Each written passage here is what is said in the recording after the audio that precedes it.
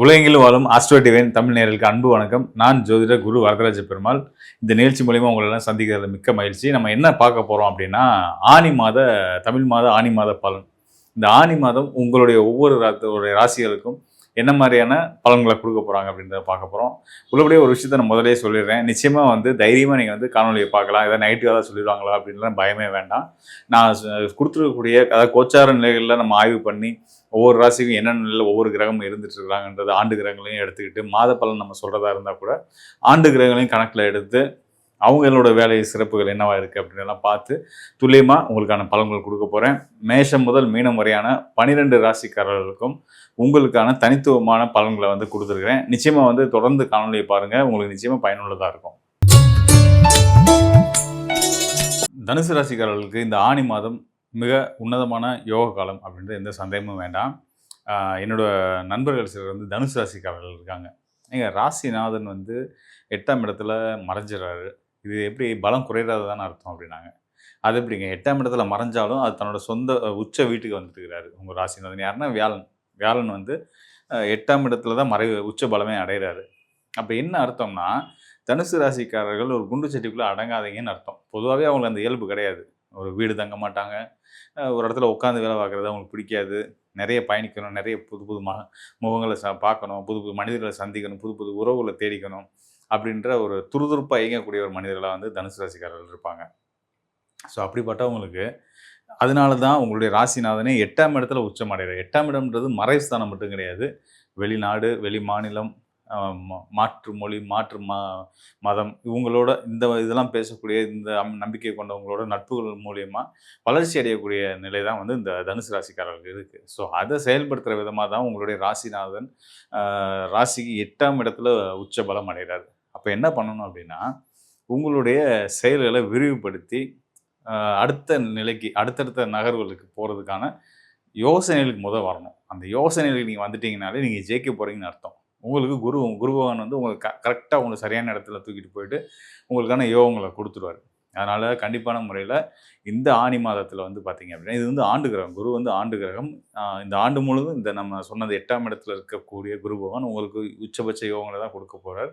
எங்கே இருந்து கொடுக்க போகிறாருன்னா, அந்நிய நபர்களால் கொடுக்க போகிறார். அந்நிய மாற்று மொழி, மாற்று மதம் சார்ந்தவர்களால் கொடுக்க போகிறார். வெளிநாட்டவர்களால் கொடுக்க போகிறார்ன்றதான் உண்மை. அதனால் உங்களுடைய செயல்கள், வேலையாகட்டும், சொந்த தொழில் பண்ணிகிட்ருக்கீங்கன்னா தொழில் ஆகட்டும், எல்லா வகையிலையுமே உங்களோட வாழ்க்கையில் வெளிநாட்டு தொடர்புகளை அதிகப்படுத்த பாருங்கள். திரைக்கடல் ஓடி திரவியம் தேடுன்னு நம்ம பெரியவங்க சொல்லியிருக்காங்க இல்லையா? ஸோ அதை நீங்கள் செயல்படுத்தணும் அப்படின்றது காலத்தின் கட்டாயம். தனுசு ராசிக்காரர்கள் அப்படி வந்தீங்கன்னா தான் உங்கள் வாழ்க்கையில் மேன்மேலும் பெரிய உயரத்தை அடைய முடியுன்றதை நீங்கள் தெரிஞ்சுக்கணும். மேலும் பார்த்தீங்க அப்படின்னா, 8ஆம் இடம் இப்போ இந்த மாதம் ஆனி மாதத்தில் 8ஆம் இடத்துல உங்கள் ராசிக்கு 8ஆம் இடமான கடக ராசியில் உங்களுடைய ராசிநாதன் குரு பகவான் மட்டும் இல்லை, இன்னொரு முழு சுபகிரகமான சுக்கிரனும் இருக்கார்.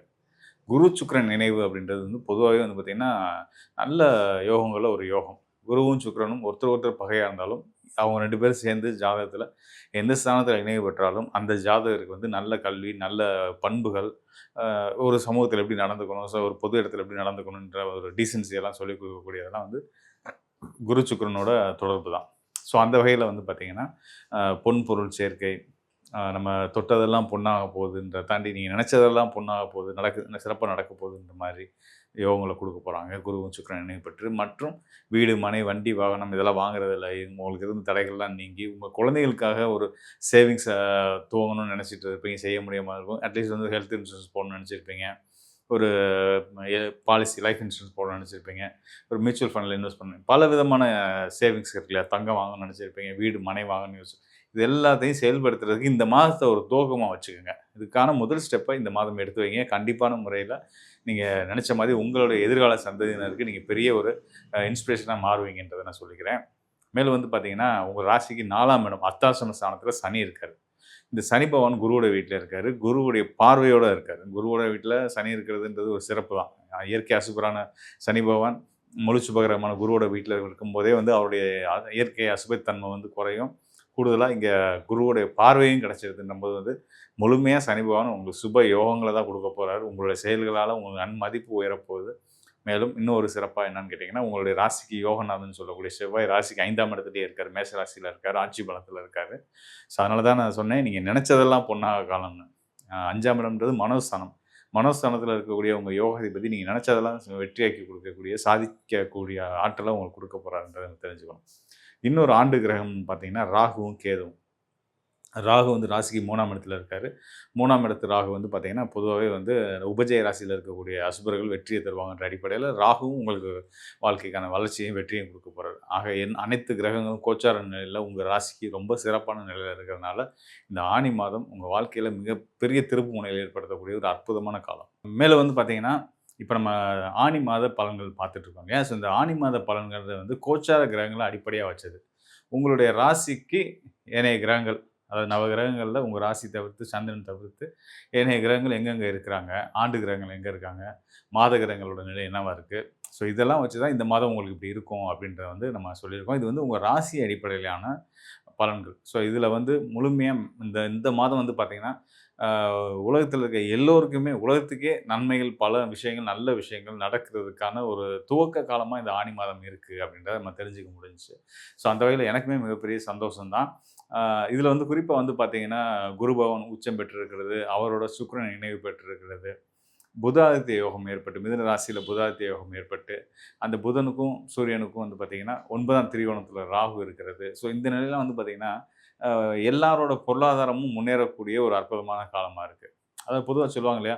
இந்த ஆண்டு பணப்புழக்கம் உள்ள ஆண்டு, இந்த ஆண்டு வந்து பற்றாக்குறை இருக்கக்கூடிய ஆண்டு அப்படின்னு சொல்லுவாங்கல்ல. ஸோ அப்படிலாம் இருக்கிற பட்சத்தில வந்து இந்த மாதம் வந்து பர்ட்டிகுலரா வந்து பார்த்தீங்கன்னா, நல்ல பணப்புழக்கம் புழங்கக்கூடிய ஒரு அற்புதமான காலம். இத சரியா பயன்படுத்திக்கிறவங்க வந்து பார்த்தீங்கன்னா, நிச்சயமா அடுத்தடுத்த உயரத்த வாழ்க்கையில கண்டிப்பா அடைவீங்க. அதுல அப்படின்றதுல எந்த சந்தேகமும் இல்ல. குறிப்பா வந்து பார்த்தீங்கன்னா, கர்மகாரகன் சனி பகவான். சனி பகவான் மீன ராசியில தான் தொடர்ந்துட்டு இருக்காரு. ஸோ அவரோட நிலையுமே ரொம்ப சிறப்பா இருந்துகிட்டு இருக்கு. இந்த வகையில எல்லா கிரகங்களும், ஏனைய கிரகங்கள் அனைத்துமே வந்து நல்ல யோகங்கள குடுக்க தயாரா இருக்காங்க. அத அறுவடை பண்ணிக்க நாம தயாராகணும். அதற்கு நம்ம வந்து சில விஷயங்கள முன்னெடுப்புகள் நாம எடுத்தாகணும். அத பத்தி தான் நம்ம பார்த்துருக்கோம். மேலும் வந்து பார்த்தீங்கன்னா, இப்ப நம்ம கோச்சார அடிப்படையில பார்த்தத தாண்டி, உங்களுடைய இன்னும் துல்லியமான சரியான பலன்களுக்கு சுயஜாதக ஆய்வு கண்டிப்பான முறையில அவசியங்க. அத நம்ம வந்து தவிர்க்கவே முடியாது. ஒவ்வொருடைய தனிப்பட்ட ஜாதகத்திலயும் உங்களுடைய ராசிநாதன் யாரு? உங்களுடைய லக்ன நாதன் யாரு? அ உங்களுடைய ராசி நிக்கக்கூடிய நட்சத்திராதிபதி யாரு? உங்க லக்னம் நிக்கக்கூடிய நட்சத்திராதிபதி யாரு? இப்போ உங்களுக்கு உங்களோட சுய ஜாதகத்துல உங்களுக்கு நடந்துட்டு இருக்கக்கூடிய தசாபுத்தி என்னவா இருக்கு? தசாபுத்தி உங்களுக்கு யோகமா இருக்கா? அந்த தசாபுத்தி கிரகங்கள் வந்து உங்களுக்கு சாதகமா இருக்கா? பாதகமா இருக்கா? இப்படி பல விஷயங்கள் இருக்கு. இது எல்லாத்தையும் எடுத்து தான் வந்து நம்ம வந்து உங்களுக்கான இன்னும் துல்லியமான பலன்கள குடுக்கணும், குடுக்கவும் முடியும். ஸோ, அதனால வந்து இப்ப நம்ம கோச்சார அடிப்படையில பார்த்தா ரொம்ப நிறைவா, திருப்தியா எனக்கே ரொம்ப சந்தோஷமா இருக்கு. ஆஹா! இந்த மாதம் ரொம்ப சிறப்பா இருக்கு கோச்சார கிரகங்கள் அப்படின்னு சந்தோஷமா இருக்கு. கூடுதலா ஒவ்வொருத்தருக்கும் தனிப்பட்ட முறையில உங்களுக்கு வந்து உங்களுடைய பலன்கள பத்தி, எதிர்கால பலன்கள பத்தி தெரிஞ்சுக்கணும்னு விரும்புனீங்க அப்படின்னா, இந்த டிஸ்ப்ளேல இருக்க என்னுடைய எண்ணுக்கு கண்டிப்பா தொடர்பு கொள்ளுங்க. நான் நிச்சயமா உங்களுக்கு நல்லதொரு வழிகாட்டுதல குடுக்குறேன். நன்றி, வணக்கம் நண்பர்களே. மீண்டும் நல்ல ஒரு நிகழ்ச்சியில சந்திப்போம்.